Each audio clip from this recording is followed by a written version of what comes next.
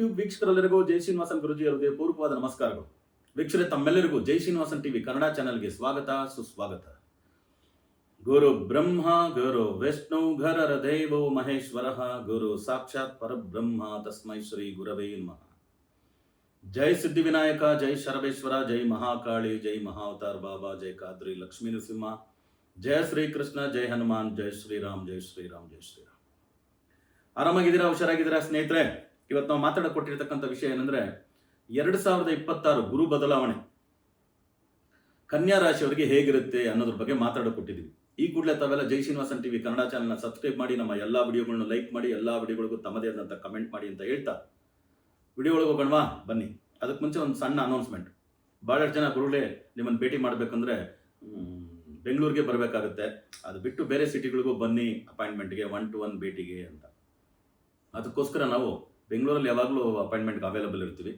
ಅದು ಬಿಟ್ಟು ಹೈದರಾಬಾದಿಗೆ ಬರ್ತಾ ಇದ್ದೀವಿ, ವಿಜಯವಾಡ ಬರ್ತಾ ಇದ್ದೀವಿ, ತಿರುಪತಿ ಬರ್ತಾ ಇದ್ದೀವಿ, ಚೆನ್ನೈ ಬರ್ತಾ ಇದ್ದೀವಿ, ಈವನ್ ಮುಂಬೈ, ಡೆಲ್ಲಿಗೂ ಕೂಡ ಅಪಾಯಿಂಟ್ಮೆಂಟ್ಸಿಗೆ ಬರ್ತಾ ಇದ್ದೀವಿ. ಒಂದು 7 ಸಿಟಿಗಳಲ್ಲಿ ಅವೈಲಬಲ್ ಇರ್ತೀವಿ.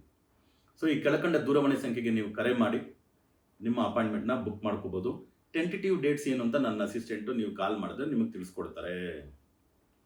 ಅಸ್ಟ್ರಾಲಜಿ ಪ್ರಕಾರ, ನ್ಯೂಮರಾಲಜಿ ಪ್ರಕಾರ, ವಾಸ್ತು ಪ್ರಕಾರ, ನಾವು ಅಸ್ಟ್ರಾಲಜಿ, ನ್ಯೂಮರಾಲಜಿ, ವಾಸ್ತು ಮೂರನ್ನು ಕ್ಲಬ್ ಮಾಡಿ ಹೇಳ್ತೀವಿ. ನ್ಯೂಮರೋ ವಾಸ್ತು ಆಸ್ಟ್ರೋ ಸೈನ್ಸ್ ಅಂತ ತುಂಬ ಪವರ್ಫುಲ್ ಆದಂಥ ಒಂದು ಕಾಂಬಿನೇಷನ್ ಇದು.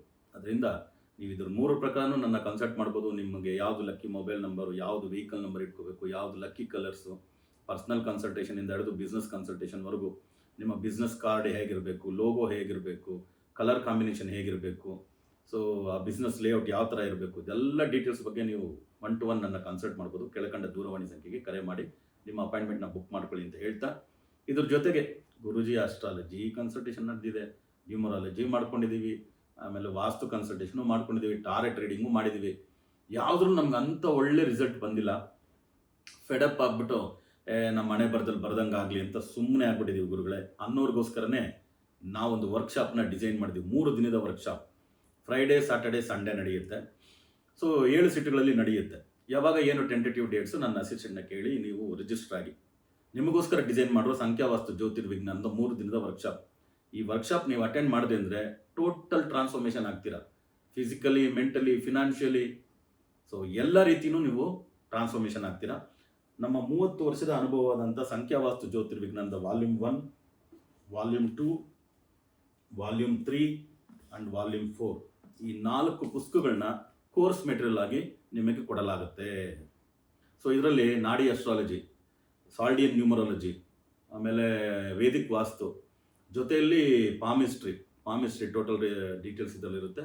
ಆಮೇಲೆ horizontal value, pyramid value, name numbers ಹೇಗಿರಬೇಕು ಅಂತ ಟಾರೆಟ್ ಪಿಕ್ಚರ್ ಮೂಲಕ ಎಕ್ಸ್ಪ್ಲೈನ್ ಮಾಡಿರ್ತಕ್ಕಂಥ ವಿಷಯಗಳು ಇದರಲ್ಲಿದೆ. ಇಷ್ಟು ಇನ್ಫಾರ್ಮೇಷನ್ ಕೊಟ್ಟು ಇದ್ರ ಜೊತೆಗೆ ಇನ್ನೊಂದು ಅಷ್ಟೇ, ಕುಂಡಲಿನಿ ಯೋಗವನ್ನು ಹೇಳ್ಕೊಡ್ತಾ ಇದ್ದೀವಿ ನಿಮಗೆ. ತುಂಬ ಅತ್ಯದ್ಭುತವಾದಂಥದ್ದು. ಕುಂಡಲಿನಿ ಯೋಗ ಕಲ್ತ್ರಿಂದ ಭಾಗ್ಯೋದಯನೇ ಜೀವನದಲ್ಲಿ. ಸೊ ಮೂಲಾಧಾರದಲ್ಲಿರ್ತಕ್ಕಂಥ ಕುಂಡಲಿನಿ ಶಕ್ತಿಯನ್ನು ಆಜ್ಞಾ ಚಕ್ರಕ್ಕೆ, ಸಹಸ್ರಾರ ಚಕ್ರಕ್ಕೆ ಆಕ್ಟಿವೇಟ್ ಮಾಡಿ ಕೊಡ್ತಾ ಇದ್ದೀವಿ. ಇದ್ರ ಜೊತೆಗೆ ನಿಮಗೆ ಬ್ಲ್ಯಾಕ್ ಮ್ಯಾಜಿಕ್ಕಿಂದ ಈಚೆ ಬರೋದು ಹೇಗೆ, ಭಾಳಷ್ಟು ಜನ ಮುಖವಶೀಕರಣ ನಿಮಗಾಗಬಾರ್ದು, ನಿಮಗೆ ವಾಕ್ಚಾತುರ್ಯ ಬರಬಾರ್ದು, ಲಕ್ಷ್ಮೀ ಕಟಾಕ್ಷ ಇರಬಾರ್ದು ಅಂತ ಕಟ್ಟುಗಳು ಹಾಕಿರ್ತಾರೆ ವಾಮಾಚಾರದಲ್ಲಿ. ಅದರಿಂದ ಹೀಗೆ ಈಚೆ ಬರೋದು ಅನ್ನೋದ್ರ ಬಗ್ಗೆನೂ ನಾವು ತಿಳಿಸ್ಕೊಡ್ತಾ ಇದ್ದೀವಿ. ತುಂಬ ಇಂಪಾರ್ಟೆಂಟ್. ಇವತ್ತಿನ ಕಾಲದಲ್ಲಿ ಹೊಟ್ಟೆ ಉರಿ ಅಂತ ಹೇಳ್ತಾರಲ್ಲ, ಆ ಹೊಟ್ಟೆ ಉರಿ ನಮ್ಮ ಮನಸ್ಸಲ್ಲೇ ಇಟ್ಕೊಂಡು ಹಿತಶತ್ರುಗಳಾಗಿ ನಮ್ಗೆ ಇದೆಲ್ಲ ಮಾಡಿಬಿಡ್ತಾರೆ. ಇದರಿಂದ ಹೊರಬರ್ತಕ್ಕಂಥದ್ದನ್ನು ಹೇಳ್ಕೊಡ್ತಾ ಇದ್ದೀವಿ. ಲಿಮಿಟೆಡ್ ಸೀಟ್ಸ್ ಇರುತ್ತೆ, 24 ಸೀಟೇ ಒಂದು ಸೆಷನ್ಗೆ. ಅದರಿಂದ ನಿಮ್ಮ ಸೀಟ್ಗಳನ್ನ ರಿಜಿಸ್ಟರ್ ಮಾಡ್ಕೊಳ್ಳಿ. ಸೊ ನಿಮ್ಮ ಭಾಗ್ಯೋದಯ ಆಗಲಿ, ಸಂಖ್ಯಾವಾಸ್ತು ಜ್ಯೋತಿರ್ವಿಜ್ಞಾನ ಕಲಿತು ಅಂತ ಹೇಳ್ತಾ ವಿಡಿಯೋಗಳಿಗೆ ಹೋಗೋಣ ಬನ್ನಿ. ಕನ್ಯಾ ರಾಶಿಯವರಿಗೆ 2026 2/6/2026 ಮಂಗಳವಾರ ಮಿಥುನ ರಾಶಿಯಿಂದ ಕರ್ಕಟಕ ರಾಶಿಗೆ ಗುರು ಸಂಚಾರ. 1 ವರ್ಷದ ಕಾಲ ಅಲ್ಲಿರ್ತಾರೆ, ಉಚ್ಚ ಸ್ಥಿತಿಯಲ್ಲಿ ಇರ್ತಾರೆ. ಕನ್ಯಾ ರಾಶಿಗೆ 11ನೇ ಮನೆಯಲ್ಲಿ ಗುರು. ನಾವು ಹೇಳಿದ್ದೀವಿ ಲಾಭಸ್ಥಾನದಲ್ಲಿ ಯಾವುದೇ ಗ್ರಹಗಳಿದ್ರೂ ಒಳ್ಳೇದು ಮಾಡುತ್ತೆ ಅಂತ. ಅದರಲ್ಲಿ ಗುರು ಬಂದು ಉಚ್ಚ ಸ್ಥಾನದಲ್ಲಿದ್ದರೆ ಕನ್ಯಾ ರಾಶಿಯವ್ರನ್ನ ಹಿಡಿಯೋದಕ್ಕಾಗತ್ತಾ? ಜಾಕ್ ಪಾಟ್ ಅಂತ ತಿಳ್ಕೊಳ್ಳಿ ಈ ಗುರು ಬದಲಾವಣೆ ಕನ್ಯಾ ರಾಶಿಯವರಿಗೆ. ಅದೊಂದು ಪಾಯಿಂಟ್ ಆಯ್ತಾ. ಆಮೇಲೆ ಇನ್ನೊಂದು ಪಾಯಿಂಟ್ ಹೇಳ್ತೀನಿ ನೋಡಿ. ಕನ್ಯಾ ರಾಶಿಗೆ ರಾಶಿಯಾಧಿಪತಿ ಬಂದು ಬುಧ ಬಂದು 10ನೇ ಮನೆಯಲ್ಲಿ, ಸ್ವಂತ ಮನೆಯಲ್ಲಿದ್ದಾನೆ ಮಿಥುನ ರಾಶಿಯಲ್ಲಿ. ಯಾರ ಜೊತೆ ಇದ್ದಾನೆ ಅಂದರೆ 2 ಮತ್ತು 9ನೇ ಅಧಿಪತಿ, ಧನಸ್ಥಾನಾಧಿಪತಿ, ವಾಕ್ಸ್ಥಾನಾಧಿಪತಿ, ಆಮೇಲೆ ಕುಟುಂಬ ಸ್ಥಾನಾಧಿಪತಿ ಅಂತ ಕರೀತಕ್ಕಂಥ ಶುಕ್ರನ ಜೊತೆ, ಭಾಗ್ಯಸ್ಥಾನಾಧಿಪತಿ ಅಂತ ಕರೆಯಲ್ಪಡ್ತಕ್ಕಂಥ ಶುಕ್ರನ ಜೊತೆ ರಾಶಿಯಾಧಿಪತಿ ಇದ್ದಾನೆ 10ನೇ ಮನೆಯಲ್ಲಿ. ಇದಕ್ಕಿಂತ ವಿಪರೀತ ರಾಜಯೋಗ ಬೇಕಾ? ಅದರಿಂದ ಕನ್ಯಾ ರಾಶಿಯವರು ಈ ಏನೇನು ಗುರು ಬದಲಾವಣೆಗಳು ಏನೂ ಆಗಲಿ, ಏನೇನು ತಿಳ್ಕೊಂಡಿದ್ರು ಅದೆಲ್ಲ ಬಿಟ್ಟು ಈ ವರ್ಷ ಒಂದು ವರ್ಷ ಗೋಲ್ಡನ್ ಪೀರಿಯಡ್ ಅವ್ರ ಲೈಫಲ್ಲಿ. ಏನೇನು ಮಾಡ್ಕೋಬೇಕು ಅಂತಾರೆ ಅದೆಲ್ಲದಕ್ಕೂ ಪ್ರಯತ್ನ ಪಟ್ಟರೆ ಎಲ್ಲ ಸಿಗುತ್ತೆ. ಒಳ್ಳೆ ಫೌಂಡೇಶನ್ ಆಗಿ ಬಿಟ್ಬಿಡಿ, ಆಮೇಲೆ ನೀವು ಬಿಲ್ಡಿಂಗ್ ಮೇಲೆ ಬಿಲ್ಡಿಂಗು, ಫ್ಲೋರ್ ಮೇಲೆ ಫ್ಲೋರ್ ಕಟ್ಕೊಂಡು ಹೋಗ್ತಾ ಇರ್ಬೋದು. ಅಷ್ಟು ಒಳ್ಳೆ ಸ್ಟ್ರಾಂಗ್ ಫೌಂಡೇಶನ್ ಆಗ್ತಕ್ಕಂಥ ವರ್ಷ ಗುರು ಬದಲಾವಣೆಯ ವರ್ಷ 2026 ನಿಮಗಾಗುತ್ತೆ. ಇದ್ರ ಜೊತೆಗೆ 4ನೇ ಅಧಿಪತಿ ಅಂತ ಹೇಳ್ತಕ್ಕಂಥ ಗುರು, 7ನೇ ಅಧಿಪತಿ ಅಂತ ಗುರು 11ನೇ ಮನೇಲಿ ಉಚ್ಚ ಸ್ಥಿತಿಯಲ್ಲಿದ್ದಾರೆ. 11ನೇ ಅಧಿಪತಿ ಚಂದ್ರ ಬಂದು 4ನೇ ಮನೇಲಿದ್ದಾನೆ, ಚತುರ್ಥ ಸ್ಥಾನದಲ್ಲಿ, ಧನುಸ್ಥಾನದಲ್ಲಿ.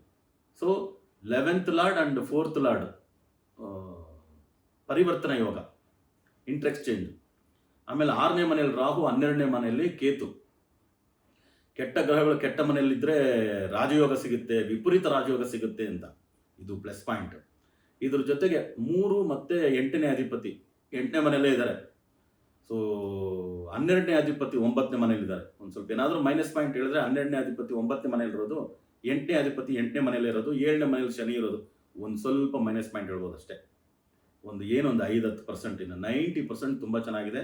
ಭಾರಿ ಒಳ್ಳೆಯದು ನಡೀತಕ್ಕಂಥ ವರ್ಷ. ಮುಟ್ಟಿದ್ದೆಲ್ಲ ಚಿನ್ನ ಆಗ್ತಕ್ಕಂಥ ಗುರು ಬದಲಾವಣೆ 2026 ಕನ್ಯಾ ರಾಶಿಗೆ ಅಂದರೆ ಅತಿಶಯೋಕ್ತಿ ಅಲ್ಲ.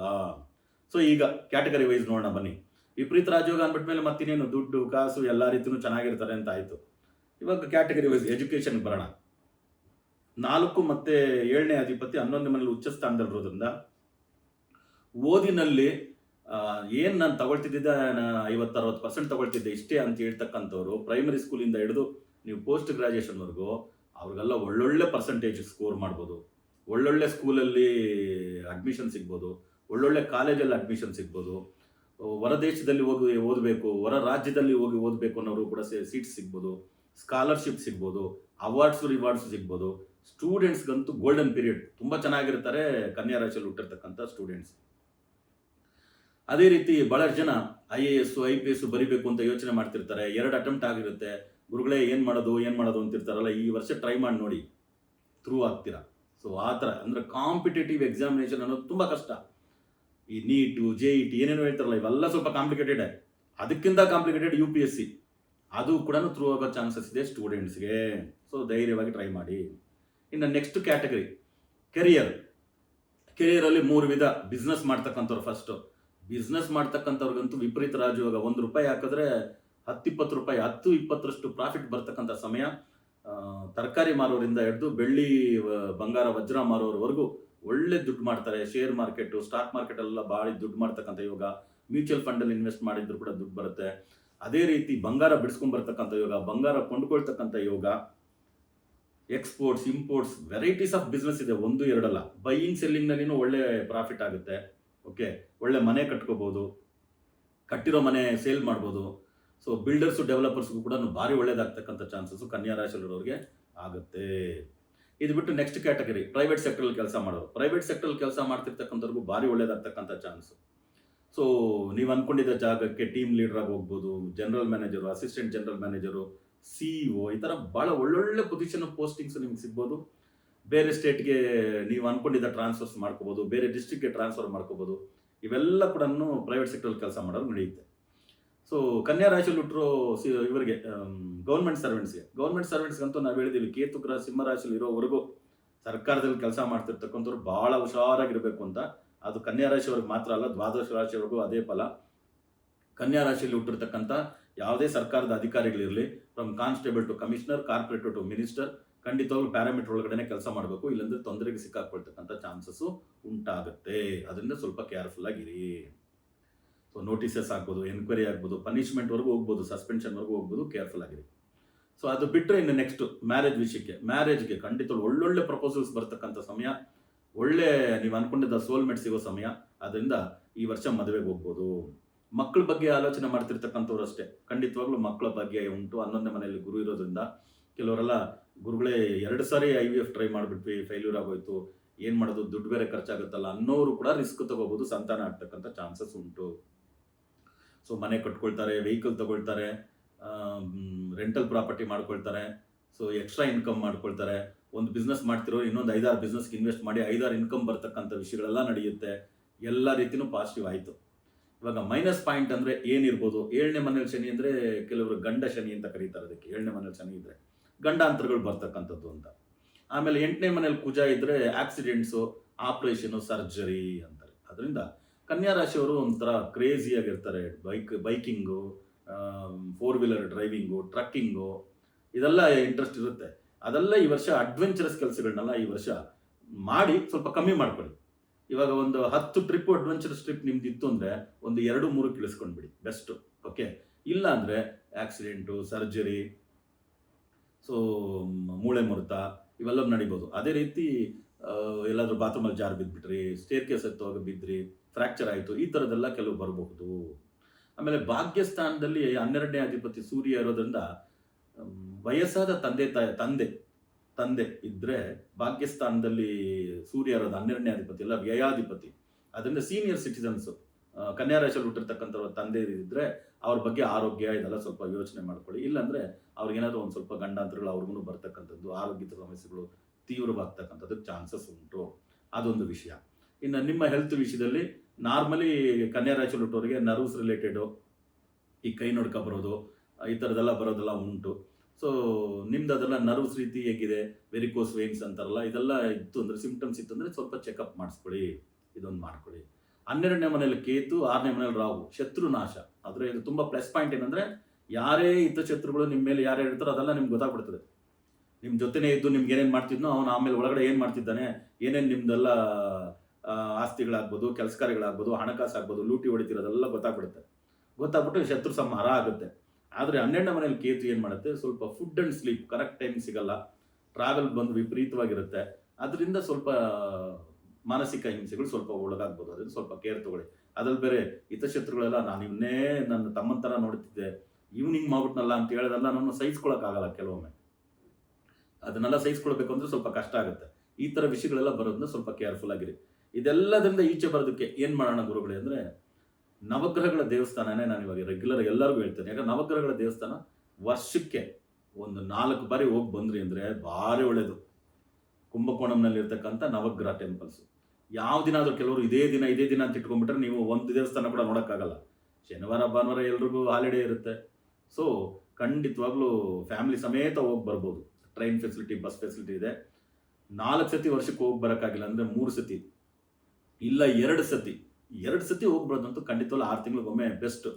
ಸಮ್ಮರ್ ಹಾಲಿಡೇಸ್ ಬರುತ್ತೆ, ದಸರಾ ಹಾಲಿಡೇಸ್ ಬರುತ್ತೆ, ಹೋಗಿ ನೋಡ್ಕೊಂಬರೋದು. ಯಾಕಂದ್ರೆ ನವಗ್ರಹಗಳ ಅನುಗ್ರಹ ನಮಗಿದ್ರೇ ನಮಗೆ ಎಲ್ಲದರಲ್ಲಿನೂ ಒಳ್ಳೇದಾಗೋದು. ಯಾಕಂದರೆ ನಮ್ಗೆ ಗೊತ್ತಿರಲ್ಲ ಯಾವ್ಯಾವ ಗ್ರಹ ಪ್ಲಸ್ ಇದೆ, ನಮಗೆ ಯಾವ ಗ್ರಹ ಮೈನಸ್ ಇದೆ ಅಂತ. ಆ ಗ್ರಹಗಳ ಸ್ಥಳಕ್ಕೆ ನಾವು ಹೋಗ್ಬಿಟ್ಟು ಬಂದ್ವಿ ಅಂದರೆ ಅಲ್ಲಿ ನಮಗಿರ್ತಕ್ಕಂಥ ಮೈನಸ್ ಏನಿದೆ ಅದು ಪ್ಲಸ್ ಆಗುತ್ತೆ. ಇಲ್ಲೆಲ್ಲ ವಿಟಮಿನ್ ಡಿಫಿಷಿಯನ್ಸಿ ಅಂತಾರಲ್ಲ ಡಾಕ್ಟರ್ಸ್, ಅದೇ ರೀತಿ ಗ್ರಹದ ಡಿಫಿಷಿಯನ್ಸಿ ಏನಿರುತ್ತೋ ಅದೆಲ್ಲ ಅಲ್ಲಿ ಆಕ್ಟಿವೇಟ್ ಆಗುತ್ತೆ. ಆಗ ನೋಡುವಾಗ ಎಲ್ಲ ಗ್ರಹಗಳು ಇವರಿಗೆ ವೆಲ್ ಪ್ಲೇಸ್ಡು. ಯಾವ್ಯಾವ ಗ್ರಹಕ್ಕೆ ಮುಖ್ಯವಾಗಿ ಕನ್ಯಾ ರಾಶಿಯವರು ಹೋಗಿ ಬಂದರೆ ಚೆನ್ನಾಗಿರುತ್ತೆ.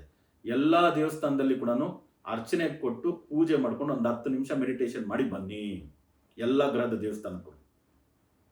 ಆದರೆ ಕೇತು, ಶನಿ, ಕುಜ, ರಾಹು, ಕೇತು ಈ ಗ್ರಹಗಳೇ ಇವರಿಗೆ ಒಂದು ಸ್ವಲ್ಪ ತೊಂದರೆ. ಸೂರ್ಯನೂ ತಗೋಬೋದು, ಸೂರ್ಯನು. ಆಗ ಈ 5 ಗ್ರಹಗಳ ದೇವಸ್ಥಾನ ಸೂರ್ಯ, ಶನಿ, ಕುಜ, ರಾಹು, ಕೇತು ಈ ದೇವಸ್ಥಾನಗಳಿಗೆ ಮಾತ್ರ ಸಾಧ್ಯವಾದಷ್ಟು ಅಭಿಷೇಕಕ್ಕೆ ಕೊಡಿ. ಅಭಿಷೇಕಕ್ಕೆ ಕೊಟ್ಟರಿಂದ ಕಡ್ಡಾಯವಾಗಿ ನೀವು ಒಂದು 1 ಅವರ್ ಆದರೂ ಇರ್ತೀರ ಅಲ್ಲಿ. ಅಭಿಷೇಕಕ್ಕೆ ಕೊಟ್ಟುಬಿಟ್ರೆ 1 ಅವರ್ ಇರ್ತೀರ. 1 ಅವರ್ ಟೈಮ್ ಸ್ಪೆಂಡ್ ಮಾಡಿದ್ರೆ ಅಂದರೆ ಈ 5 ದೇವಸ್ಥಾನಗಳಲ್ಲಿ ನಿಮಗೆ ಭಾರಿ ಒಳ್ಳೆಯದಾಗುತ್ತೆ, ಭಾರಿ ಸಕ್ಸಸ್ ಸಿಗುತ್ತೆ, ತುಂಬ ಚೆನ್ನಾಗಿರ್ತೀರ, ನೋ ಡೌಟ್. ಸೊ ಇದನ್ನು ತಪ್ಪದೇ ಮಾಡಿ. ಅದರ ಜೊತೆಗೆ ರಾಹು, ಕೇತು, ಆಮೇಲೆ ಸೂರ್ಯ, ಕುಜ, ಶನಿ ಇದರ ಬೀಜ ಮಂತ್ರಗಳು ಅಂತ ನೀವು ಗೂಗಲಲ್ಲಿ ಸರ್ಚ್ ಮಾಡಿ ಸಿಗುತ್ತೆ. ಅದನ್ನು ರೆಗ್ಯುಲರಾಗಿ ಜಪ ಮಾಡಿ. ನವಗ್ರಹದ ಮಂತ್ರನೇ ಇದೆಯಲ್ಲ, ಯಾರೇ ಆಗಲಿ ನೀವು ಏನೇ ಮಂತ್ರಗಳನ್ನ ಹೇಳಿದ ಮೇಲೂ ಕೂಡ ನವಗ್ರಹದ ಮಂತ್ರ ಮಿನಿಮಮ್ ಒಂದು 9 ಸತಿ ಹೇಳ್ಬಿಟ್ಟು ನಮಃ ಸೂರ್ಯಾಯ ಚಂದ್ರಾಯ ಮಂಗಳಾಯ ಬುಧಾಯ ಚ ಗುರು ಶುಕ್ರ ಶನಿಭ್ಯಶ್ಚ ರಾಹವೇ ಕೇತವೇ ನಮಃ. ತುಂಬ ಪವರ್ಫುಲ್ ಆದಂಥ ಮಂತ್ರ. ನವಗ್ರಹಗಳು ಬಂದ್ಬಿಡ್ತದ್ರಲ್ಲಿ ಅಲ್ವಾ. ಅದರಿಂದ ನವಗ್ರಹ ಮಂತ್ರದ ಜೊತೆ ನಾನು ಹೇಳಿರ್ತಕ್ಕಂಥ ಈ ಮಂತ್ರಗಳನ್ನ, ಬೀಜಾಕ್ಷರ ಮಂತ್ರಗಳನ್ನ ನೀವು ಪಡಿಸೋದಕ್ಕೆ ಸ್ಟಾರ್ಟ್ ಮಾಡಿದ್ರೆ ನಿಮ್ದು ಏನೇ ಸಮಸ್ಯೆಗಳಿರಲಿ ಎಲ್ಲ ಸಮಸ್ಯೆಗಳಿಂದ ಹೊರಬಂದ್ಬಿಡ್ತೀರಾ. ಸೊ ನಿಮಗೂ ನಿಮ್ಮ ಕುಟುಂಬದ ಎಲ್ಲ ಸದಸ್ಯರಿಗೂ ಸಿದ್ಧಿವಿನಾಯಕ ಶರಬೇಶ್ವರ ಸ್ವಾಮಿ ಆಯುರಾರೋಗ್ಯ ಅಷ್ಟೇಶ್ವರನ ಅನುಗ್ರಹ ಮಾಡಲಿ ಅಂತ ಪ್ರಾರ್ಥನೆ ಮಾಡ್ತಾ ಮತ್ತೆ ಹೊಸ ವಿಡಿಯೋಗಳೊಂದಿಗೆ ತಮ್ಮನ್ನು ಭೇಟಿ ಮಾಡ್ತೀನಿ. ಅಲ್ಲಿವರೆಗೂ ಆರಾಮಾಗಿರಿ, ಹುಷಾರಾಗಿರಿ ಅಂತ ಹೇಳ್ತಾ ತಮ್ಮಿಂದ ಬಿಡುಗಡೆ ತಗೊಳ್ತಿರೋದು ತಮ್ಮೆಲ್ಲರ ಜಯ ಶ್ರೀನಿವಾಸನ್ ಗುರುಜಿ. ಲೋಕ ಸಮಸ್ತ ಸುಖಿನೋ ಭವಂತು, ಸರ್ವೇ ಜನ ಸುಖಿನೋ ಭವಂತು, ವಸುದೈವ ಕುಟುಂಬಕಂ.